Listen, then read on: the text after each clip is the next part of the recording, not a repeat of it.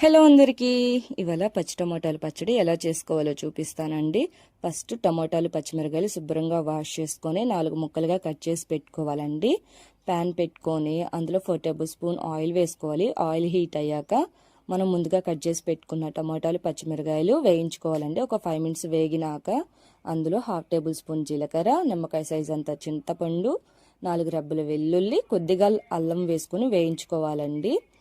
టమాటాల్లో నీరు ఎక్కువ ఉంటుంది కదండి, ఆ నీరు పోయేదాకా వేయించుకోవాలి.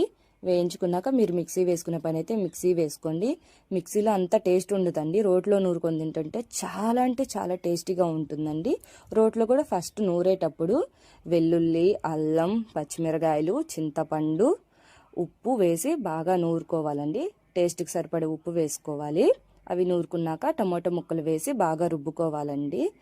బాగా మెత్తగా రుబ్బుకోకూడదండి, కొద్దిగా పలుకులుగా తగులుతూనే బాగుంటుంది. మీ దగ్గర కొత్తిమీర ఉంటే కొత్తిమీర కూడా వేసుకోండి. నా దగ్గర కొత్తిమీర లేదు కాబట్టి నేను వేయలేదండి. వేడి వేడి అన్నంలో పచ్చడి వేసుకొని తింటుంటే ఆహా ఎంతంటే అంత బాగుందండి. మీరు కూడా ట్రై చేయండి. ఈ వీడియో కానీ మీకు నచ్చితే లైక్ చేయండి, షేర్ చేయండి, కామెంట్ చేయండి అండ్ ప్లీజ్ సబ్స్క్రైబ్.